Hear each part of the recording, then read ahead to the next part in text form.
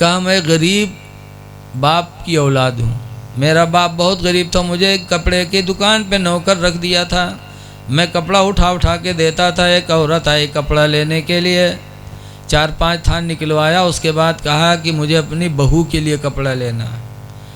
मेरे मालिक से कहा इस बच्चे को साथ में भेज दो, जो कपड़ा मेरी बहू पसंद करेगी मैं ले लूँगी, पैसे दे दूँगी, कपड़े वापस कर दूँगी, तुम्हारा लड़का ले आएगा। मुश्किल फरमाते मेरे मालिक ने मुझे उस औरत के साथ भेज दिया। वो बुढ़िया जो अपने घर लेकर के गई, कमरे में बिठाला, कपड़ा रखा और अपनी बहू को बुलाया कि कपड़ा देख ले, जो पसंद करे ले ले।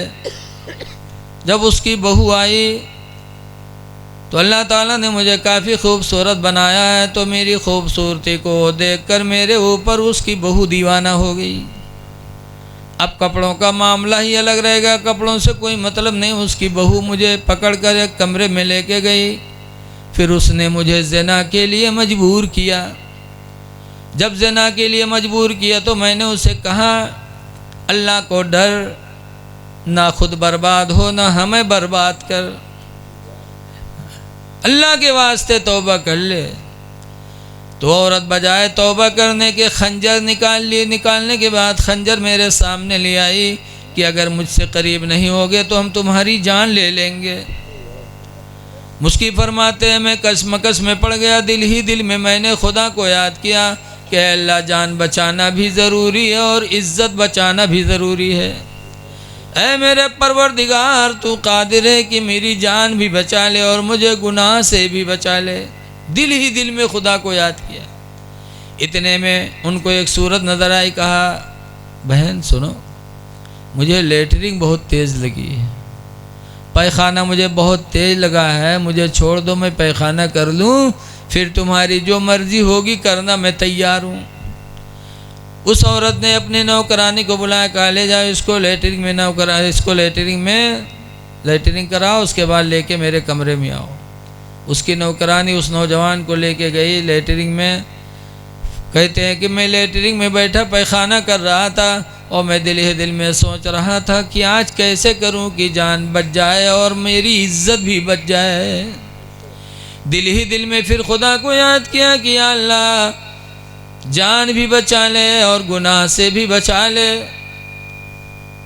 कह रहे मैं बैठा बैठा सोच रहा था कैसे करूं। इतने में मेरे जहन में एक सूरत नज़र आई कि अगर आज मेरा चेहरा अच्छा न होता तो मुझे गुनाह की दावत न मिलती। अगर अल्लाह ने मुझे खूबसूरत न बनाया होता तो आज ये मेरे ऊपर क्यों दीवाना होती। कहते मैं सोच रहा था कि आज अगर ये मेरा चेहरा खूबसूरत न होता तो वो मेरे ऊपर फरेफ्ता न होती। ये सोचा और फिर वही पैखाना जो किया था उठाया और उन्होंने अपने मुंह पे लगा लिया, जिस्म पे लगाया और उसके बाद बाहर निकले। जो नौकरानी लेने के लिए खड़ी थी जब देखी तो चिल्ला के भगी। मलका ने पूछा क्या हुआ क्या हुआ। कहा वो सीढ़ी है कोई, वो पागल है। उस नौजवान औरत ने जब दरवाजे खोल करके देखा तो दरवाज़ा फट से बंद किया। कहा भगाओ भगाओ, ये तो कोई सीढ़ी था जो यहाँ चला आया। उसकी कहते हैं कि मैं घर आया, मैंने चेहरा धुला, बदन धुला, कपड़ा धुला, नहाया और नहाने के बाद वज़ू करके कपड़ा पहन के 2 रकात नमाज पढ़ के मैंने खुदा का शुक्र अदा किया कि अल्लाह तेरा शुक्र है कि आज तूने मेरी जान भी बचा लिया और मुझे गुनाह से भी बचा लिया। फरमाते हैं रात हुई जब मैं सोया तो रात का हिस्सा जब आधा से ज़्यादा गुजर गया तो एक गैबी आवाज़ आने लगी। कोई आवाज़ देने वाला आवाज़ दे रहा है कि बंदे तूने खुदा की रज़ा के लिए अपने चेहरे को गंदा किया, बदन को गंदा किया है। ते मेरी इज़्ज़त व जलाल की कसम, हम तेरी ज़िंदगी तक हम तुम्हारे बदन से मुश्क की खुशबू पैदा करेंगे। आवाज़ आ रही थी गैब से, ऐ मेरे बंदे तूने मेरी रज़ा के लिए अपने को गंदा किया है, मैं अपनी कुदरत से पूरी ज़िंदगी तुझको महकाता रहूँगा। तभी से उनके बदन से मुश्क की खुशबू आती थी। ऐसे ऐसे लोग भी दुनिया में आए हैं जिन्होंने खुदा को राज़ी करने के लिए अपने को किन किन हालतों में कर दिया है। ऐ लोगों, 4 दिन की ज़िंदगी अल्लाह ने दी है, तुम भी खुदा को राज़ी कर लो। घमंड न करो किसी चीज़ पर। हदीस शरीफ में नबी हुरैरा काला काला रसूलुल्लाह, हज़रत अबू हुरैरा से रवायत है, फरमाते अल्लाह के रसूल ने इरशाद फरमाया, मम्माता जो मर गया, वह हुआ बरीउम मिनल किबरी, दरहाले कि वो तकब्बुर से अलग रहा, मरने वाला मरा और तकब्बुर नहीं किया, वलगुलूली और अमानत में ख़यानत नहीं किया, वद्दैनी और कर्जा से भी बच गया, किसी का कर्जदार न रहा, तो दूर फरमाते फदखलल जन्ना, तो मरने वाला जन्नती होगा। जो ज़िंदगी में घमंड से बचा। इंसान को घमंड नहीं करना चाहिए, न दौलत पे, न हुस्न पे, न ताकत पे घमंड न करो। सहाबा के अंदर कितनी इनकिसारी थी। आज हम थोड़ी तकरीर करना जान गए तो अब हम नाज करें कि हम बहुत बड़े मुकर्रिर हैं। कोई हज कराए तो समझे हम बख्शे बख्शाए हैं, कोई नमाज़ पढ़ने लगे तो अपने को वली समझे। ये घमंड है, घमंड से इंसान को बचना चाहिए। सहाबा ने घमंड नहीं किया। हज़रत अली शेर खुदा की ज़िंदगी देखो।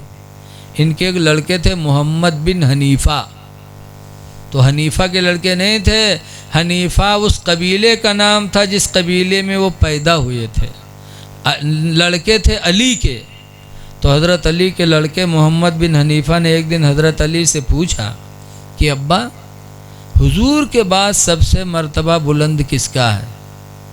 तो हज़रत अली ने कहा हज़रत अबू बकर रदी अल्लाह अन्हु का। फिर उनके लड़के ने कहा कि उनके बाद? तो कहा हज़रत उमर का।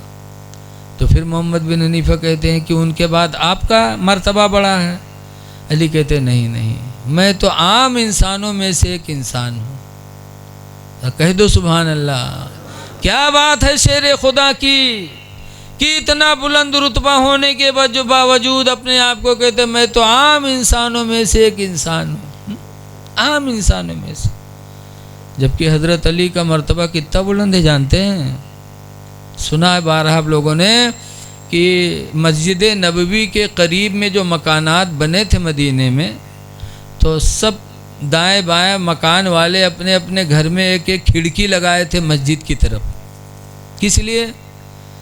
कि हम घर में रहेंगे और जब हुजूर मस्जिद में आएंगे तो हम अपने घर में बैठकर भी हुजूर की ज़ियारत करेंगे। हुजूर को देखने के लिए, ज़ियारत करने के लिए मदीने तैयबा की मस्जिद नबवी के दाएं बाएं घरों में खिड़कियां लगी थीं। एक वक्त आया कि पाबंदी लगा दी गई कि खिड़कियां बंद कर ली जाएं, मस्जिद नबवी की तरफ जितनी खिड़की खुली हैं बंद कर ली जाएं सिवाय अली के। हुजूर ने क्या फरमाया? बोलो, सिवाय अली के जितनी खिड़कियां सब खिड़कियां बंद कर ली जाएं। तो सारी खिड़कियां बंद हो गई, नबी का हुक्म हुआ और हज़रत अली की खिड़की खुली रही। तो हज़रत अमीर हमज़ा रदी अल्लाह ताला अन्हु आए हुजूर के पास और कहने लगे, मोहम्मद मैं आपका चचा हूँ, मेरी खिड़की बंद हो गई और अली आपके भतीजे हैं, अली आपके चचा के लड़के हैं, चचेड़े भाई हैं अली, तो उनकी खिड़की खुली हुई है। तो हुजूर ने फरमाया, चाचा अली मिन्नी वाना मिनल अली, मैं अली से हूँ और अली हमसे हैं। ये अली का मर्तबा कि सारी खिड़कियां बंद लेकिन अली की खिड़की खुली। लेकिन जब उनके लड़के ने पूछा उमर के बाद मर्तबा आपका बुलंद है सबसे ज़्यादा, तो फरमाते नहीं, मैं तो आम इंसानों में से एक इंसान हूँ। ये हज़रत अली का मिजाज था कि तकब्बुर और घमंड मोमिन के किनारे नहीं आना चाहिए। अल्लाह दौलत दे दे तो घमंड न करो, इल्म दे दे तो घमंड न करो, बहादुर बना दे तो भी घमंड न करो, और वलगुलूल और ख़यानत न करो। जो ख़यानत किया जहन्नम में गया, जो ख़यानत किया जन्नत में गया। ख़यानत क्या है? अब ख़यानत में बहुत सी चीज़ें आ गई। मस्जिद का मुतवल्ली बना दिया गया और मुतवल्ली साहब मस्जिद का माल खा गए तो ख़ाइन। मदरसे का मोहतमिम बना दिया गया, वो मदरसे की रकम खाए तो मोहतमिम, वो ख़ाइन। और कोई आपके पास अमानत में कोई सामान रख गया और उस सामान को आपने इस्तेमाल कर लिया तो आप ख़ाइन, ख़यानत कर बैठे। अब ऐसे ही एक ख़यानत और होती है, एक ख़यानत और है। आजकल देखो लोग सऊदी जाते हैं ना, बोलो भाई